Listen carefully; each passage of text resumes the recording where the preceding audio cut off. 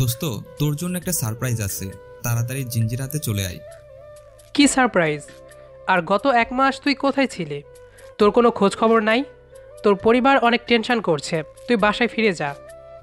দোস্ত, আমি না একটা কাজ করে ফেলেছি, কাউকে না জানিয়ে কাজটা করেছি। তুই তাড়াতাড়ি আয়, ফোনে সব কথা বলা যায় না, আমি তোকে সরাসরি বলতে চাই। কি করেছিস তুই? দাঁড়া, আমি এক্ষুনি আসছি। তানভীর ঘড়িতে তাকিয়ে দেখল সকাল 10টা বাজে। আজ শুক্রবার, তার ছুটির দিন, তাই আস্তে ধীরে উঠে বাথরুমে ঢুকে গোসল করলো। বাথরুম থেকে বের হতেই দেখলো ফোন বাজছে। ফোন ধরতেই ওপাশ থেকে খোকা বলল, দোস্ত, আর কতক্ষণ লাগছে?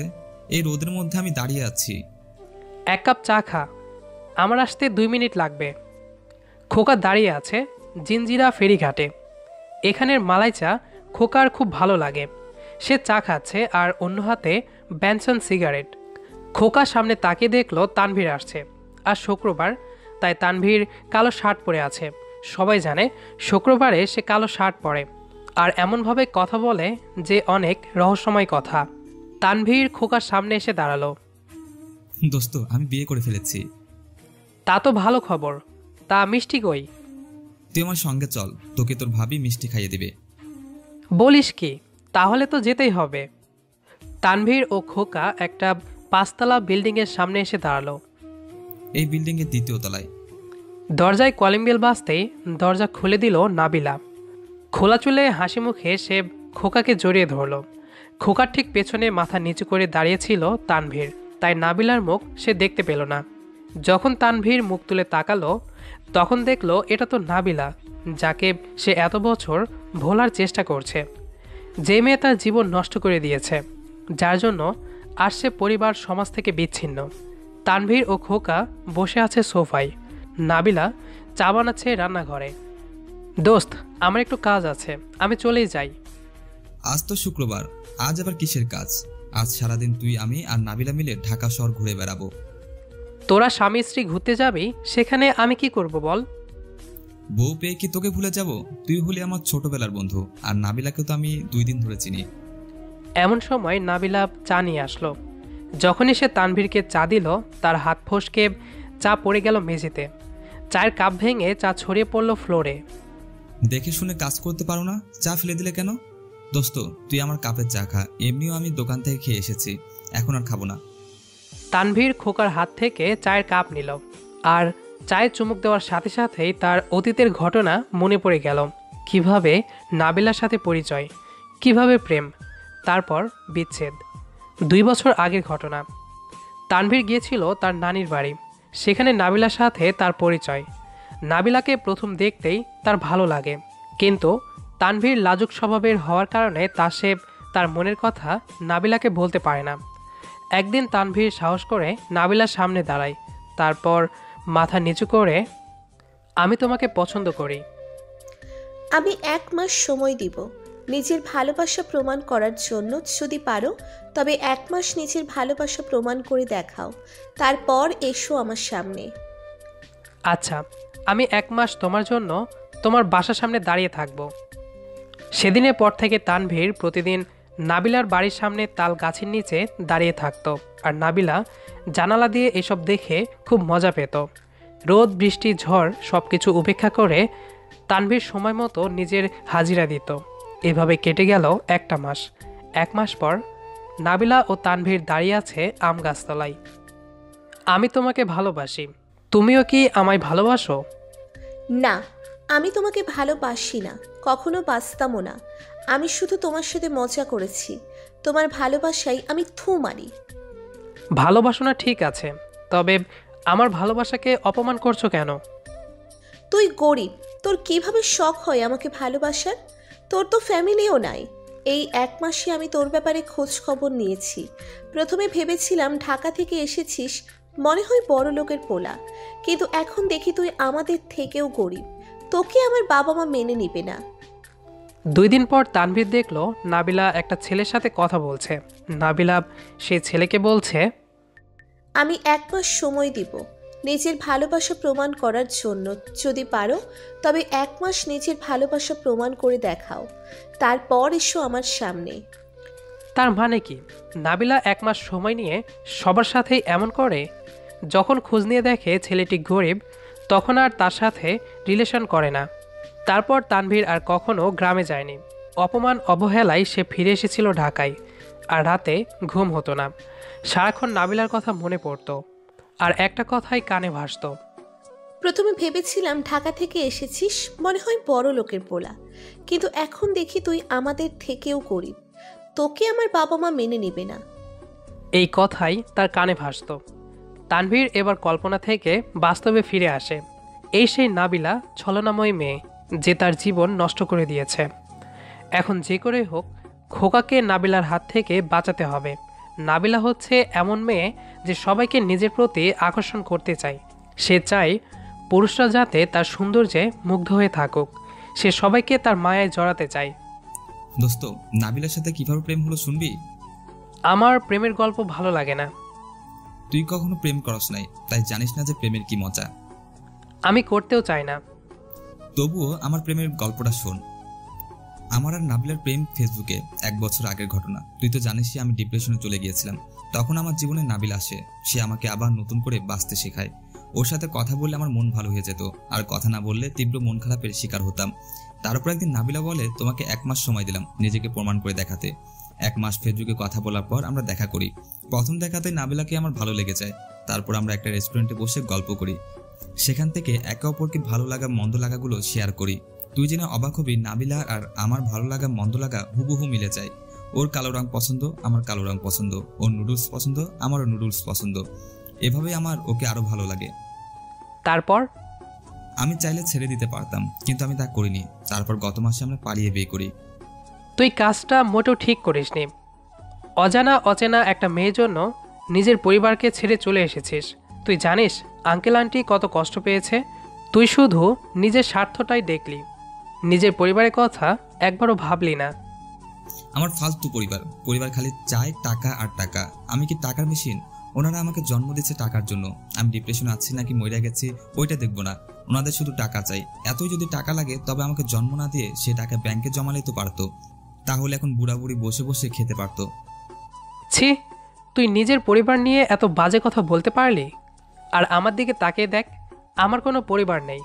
ছোটবেলায় বাবা মা মারা গেছে, বড় হয়েছি ফুপুর কাছে। এখন আমার কষ্টটা দেখলি না? পকেট থেকে সিগারেট বের করে ধরালো খোকা। তোর পরিবার নাই, তুই ভালোই আছোস। এখন বাদ দে এসব কথা। আমি তোর সাথে ঝগড়া করতেও চাই না। এই নাবিলা, রেডি হও, আমরা ঘুরতে বের হব। একটা রিকশাতে 3 জন বসা যায় না, তবুও তানভীর বসেছে রিকশার ওপরের সিটে, নিচের সিটে বসেছে খোকা, আর তার পাশেই বসেছে খোকার নতুন বিয়ে করা বউ নাবিলা। কে জানি তানভীর খোকা আর নাবিলাকে পাশাপাশি দেখে হিংসে করছে। তার রাগে শরীর আগুনে জ্বলছে। এর মানে কি সে এখনও নাবিলাকে ভালোবাসে? কবি বলেছেন, সত্যিকারের প্রেম আজীবন থাকে, আর যেটা ভালো লাগা বা মোহ সেটা সময়ের সাথে সাথে কমতে শুরু করে। একসময় দেখা যায় দুজন দুজনকে দেখতে পারছে না, তারপর শুরু হয় ঝগড়া, আর এই ঝগড়া থেকেই বিচ্ছেদ। তানভীর মনে মনে বলল, যদি খোকা আর নাবিলার বিচ্ছেদ হয় তবে ভালোই হবে। রিকশা এসে থামলো জাতীয় চিড়িয়াখানার সামনে। রিকশা থেকে একে একে সবাই নামলো। খোকার হাত ধরে নাবিলা হাঁটছে, তানভীর পেছন পেছন আসছে, আর তার কেন জানি খুব রাগ উঠছে। নাবিলা একটা হরিণ দেখিয়ে বলল, ওই দেখো কত সুন্দর হরিণ। এমনভাবে বললা কেন? জীবনে হরিণ দেখো নাই? তোমার বাচ্চামি স্বভাব বাদ দাও। বিয়ে করেছো, 2 দিন পর নিজে বাচ্চার মা হবা। নাবিলা মুখে হাসছে। আমাদের বাচ্চা হলে কি নাম রাখবে? আমাদের বাচ্চার নাম হবে টুনটুনি। এসব পুরনো যুগের নাম আমি রাখবো না। তানভীর ভাই, আপনি একটা নাম বলেন। এই প্রথম সে তানভীরের সাথে কথা বলল। তানভীর অন্য মনস্থ হয়ে কি যেন ভাবছিল, হঠাৎ প্রশ্নে ভরকে গেছে, তাও নিজেকে সামলে নিল। নাবিলা নামের সাথে মিলিয়ে অনেক নাম হয়, যেমন আলেয়া, অবন্তী, আলভি। খুবই কাব্যিক নাম, তবুও কেন জানি নামগুলো ভালো লাগলো। আচ্ছা, আপনি কি কবি? না, আমি কবিতা লিখতে পারি না, তবে মাঝে মাঝে গল্প লিখি। সেগুলো ইউটিউবে আপলোড দেওয়া হয়, সেখান থেকে আমি কিছু টাকা পাই। এভাবেই কোনো মতে দিন চলে। তানভীর ও নাবিলার কথা শুনে যে কেউ ভাববে এরা আগে কেউ কাউকে চিনত না। আসলে খোকার সাথে সাথে থাকায় দুজনেই খুব ভালো অভিনয় করছে, এমন ভান করছে যে কাউকে চিনে না। আসলে তারা দুজনেই দুজনকে ভালো করেই চিনে। হঠাৎ খোকার ফোন বেজে উঠল। জি আচ্ছা আচ্ছা ঠিক আছে, আমি অবশ্যই যাব। না না, কোনো অসুবিধা নেই। ফোন কেটে দিল খোকা। দোস্ত, আমার তো ইন্ডিয়া যেতে হবে মাল আনতে, তোকে তো বলিনি। আমি চকবাজারে দোকান দিয়েছি, এখন সেখানে ব্যবসার বাজার ভালো। তুমি চলে গেলে আমি একা কিভাবে থাকবো? সমস্যা নেই ভাবি, আমি আছি তো। আমার বন্ধু তানভীর থাকবে তোমার সাথে, মাত্র 3 দিনের কাজ। আমি প্লেনে যাব আর প্লেনে আসবো। আমাকে এক্ষুনি যেতে হবে, চলো এয়ারপোর্ট যাই। এয়ারপোর্টে দাঁড়িয়ে আছে তানভীর, খোকা ও নাবিলা। নাবিলা খোকাকে জড়িয়ে ধরে কাঁদছে। এত ন্যাকামি করার কি আছে? আমি কি মরে গেছি যে কান্না করতেছো? চোখের পানি মুছো। তাড়াতাড়ি ফিরে এসো, তোমাকে ছাড়া আমি 1 সেকেন্ডও থাকতে পারবো না। এসব দেখে তানভীর মনে মনে নাবিলাকে গালি দিল। তানভীর মনে মনে বলল, ভালোই অ্যাক্টিং পারো নাবিলা, তবে আমিও তোমার থেকে কম কি? আমার বন্ধুকে সরল সোজা পেয়ে কীভাবে পটিয়েছ আমি সবই বুঝতে পারছি। বাসায় চলো, তখন তোমার সাথে আমার হিসাব নিকাশ হবে। খোকা প্লেনে চড়ে চলে গেল কলকাতায়, আর খোকার বাসায় ফিরে এলো তানভীর ও নাবিলা। তানভীর সোফায় বসে টিভি দেখছে আর চানাচুর খাচ্ছে। নাবিলা তার পাশে এসে বসলো। এবার আসল কথায় আসা যাক। নাবিলা, আমার বন্ধুর পেছনে পড়লে কেন? ও তোমার কি ক্ষতি করেছে? তোমার বন্ধুকে আমি ভালোবাসি। তোমার মুখে এসব কথা মানায় না, তুমি একটা ছলনাময়ী মেয়ে। হ্যাঁ, তুমি ঠিকই বলেছ, কিন্তু একটা মেয়ে শুধু শুধু খারাপ হয় না, তার খারাপ হওয়ার পেছনে একটা গল্প থাকে। আমি জানতে চাই, কি সেই গল্প? আমার তখন মাত্র 13 বছর। রাস্তা দিয়ে কোচিংয়ে যাচ্ছিলাম, তখন একটা ছেলেকে দেখে আমার ভালো লাগে। লক্ষ্য করি প্রতিদিনই ছেলেটা সেই পথ দিয়ে যায়। একদিন আমি ছেলেটাকে আমার ফোন নাম্বার কাগজে লিখে দিই। ছেলেটা আমাকে বলে 1 মাস সময় নিয়ে ভেবে দেখবে। 1 মাস পর ছেলেটা রাজি হয়, আর সেটা তুমি ছিলে। আমরা প্ল্যান করি দেখা করব। তাই সেদিন আমি শাড়ি পরি, হাতে নীল চুড়ি পরি, খুব সেজেছিলাম সেদিন। কিন্তু যখনই আমি বাসা থেকে বের হব, তখনই আম্মা পেছন থেকে ডাক দেয়। আমি আম্মাকে বলি বন্ধুর বাসায় যাচ্ছি, কিন্তু আম্মা কিভাবে যেন বুঝে যায়, আবার আমাকে খুব মারে। রাতে আপু আসলে আপুকে বিচার দেয় আম্মা। আব্বু তখন রেগে আমার হাত আগুনের উপর রাখে। আমি আর শুনতে চাই না, আমার মাথা ব্যথা করছে। তুমি কি আমাকে 1 কাপ চা খাওয়াতে পারবে? অবশ্যই, তবে তোমাকে যে পুরো ঘটনা শুনতে হবে, না হলে তো সবাই আমাকেই খারাপ ভাববে আজীবন। তুমি তো আবার লেখক, তুমি না হয় আমার গল্পটা বিশ্ববাসীকে জানিয়ে দিও যে আমি এমনি এমনি খারাপ হইনি, পরিবেশ সমাজ আমায় খারাপ বানিয়ে দিয়েছে। আমি তো ছদ্মনামে লেখালেখি করি, সেখানে আমার নাম রুদ্র সিয়াম। তুমি ফেসবুকে সার্চ দিলেই পাবে। 5 মিনিট পরের ঘটনা। তানভীর একটার পর একটা সিগারেট টানছে। তার মাথা হ্যাং হয়ে গেছে, সে কি করবে বুঝতে পারছে না। এক ধরনের চাপ অনুভব করছে মাথায়, মনে হচ্ছে মাথা এখনই ফেটে যাবে। এই যে তোমার চা। তানভীর চা হাতে নিল। তাহলে বাকি গল্প শুরু করি। তানভীর চায়ের কাপে চুমুক দিল। এখন আমার একটা প্রশ্ন, এত কিছু হওয়ার পরও কেন তুমি কখনো কোনো প্রতিবাদ করলে না? কার ওপর প্রতিবাদ করব? নিজের বাবা মায়ের ওপর কিছু বলা যায় না। তুমি ঢাকার ছেলে, গ্রামের পরিস্থিতি কি জানবে? নাবিলা তার হাতের দাগ দেখালো তানভীরকে। তোমাকে সান্ত্বনা দেওয়ার মতো ভাষা আমার কাছে নেই, তবে তোমার সাথে যা হয়েছে তা সত্যিই খুব দুঃখজনক। আশা করি এমনটা আর কারোর সাথে না হোক। নাবিলা কাঁদছে। তানভীরের চোখও কিছুটা ভিজে উঠেছে। সে তার ভেজা চোখ নাবিলাকে দেখাতে চায় না। এভাবে কত রাত সে কেঁদেছে এক অজানা কারণে। 2 দিন পর নাবিলা অপেক্ষা করছে তানভীরের জন্য, কিন্তু তানভীর গত 2 দিন ধরে নিখোঁজ। তার বাসা কোথায় তা নাবিলা জানে না, তাই বাসায় যেতে পারছে না। কিন্তু সেদিন তানভীর যে খোকার ঘর থেকে বের হলো তার আর দেখা নেই। নাবিলা খোকার থেকে তানভীরের নাম্বার নিয়েছে, কিন্তু সেখানেও তানভীরের ফোন বন্ধ। নাবিলা দরজা খুলতে দেখলো খোকা দাঁড়িয়ে আছে। নাবিলা খোকাকে জড়িয়ে ধরল। আরে ছাড়ো তো, এই গরমের মধ্যে কোলাকুলি করতে ভালো লাগে না। তুমি যাও, 1 গ্লাস ঠান্ডা পানি নিয়ে এসো, আর তারপর 1 কাপ চা। তুমি না আমাকে একটুও ভালোবাসো না। বিয়ের আগে এরকম ছিলে না, আমার সাথে কথা না বলে থাকতেই পারতে না। আর এখন গত দুদিনে তুমি আমাকে একটাও কল দাওনি। কাজের খুব চাপ, মাথায় যখন 50 কেজির আলুর বস্তা থাকে তখন প্রেম ভালোবাসা জানালা দিয়ে পালায়। তুমি কি বললে? আমি আলুর বস্তা? আর তুমি তাহলে পচা বেগুন। এত সবজি থাকতে পচা বেগুনি কেন? তা তুমি বুঝবে না। ও ভালো কথা, তানভীরের কোনো খবর জানো? তানভীর আত্মহত্যা করেছে, গলায় ফাঁসি দিয়েছে। কেন আত্মহত্যা করেছে তা কেউ বুঝতে পারছে না। পুলিশ তার লাশ সিলিং ফ্যানের ওপর থেকে নামালো। এটাকে ময়না তদন্তে পাঠানো হবে। খোকা তানভীরের বাসার সামনে আসতে দেখলো সেখানে মানুষের ভিড়। সেই ভিড়ের মধ্যে কোনো মতে সে ভেতরে প্রবেশ করলো। এক পুলিশ তাকে আটকে দিল। এখানে কি হচ্ছে? একজন আত্মহত্যা করেছে। ছেলেটির নাম কি? ছেলেটার নাম তানভীর। আমি তানভীরের বন্ধু। তাহলে আপনি ভিতরে আসুন। খোকাকে ভেতরে নিয়ে যাওয়া হলো। সেখানে ডিবির বড় অফিসার বসে আছেন। ওনার নাম আলী আকবর। আলী আকবর একটা সিগারেট ধরালেন। আপনি তানভীরের বন্ধু? জি। আপনার বন্ধু কেন সুসাইড করলো জানেন? না। সে মৃত্যুর আগে একটা সুসাইড নোট রেখে গেছে। আপনি কি সেটা পড়তে চান? অবশ্যই। খোকা তানভীরের লেখা সুসাইড নোট পড়ছে। সেখানে তানভীর লিখেছে, মানুষ শুধু শুধু আত্মহত্যা করে না, তার পেছনে অনেক কারণ থাকে। আমি একজন ব্যর্থ মানুষ। আমি যাই করেছি জীবনে শুধু ব্যর্থতা পেয়েছি। মানুষ যখন ব্যর্থ হয় তখন সে ভেঙে পড়ে, আবার উঠে দাঁড়ায়।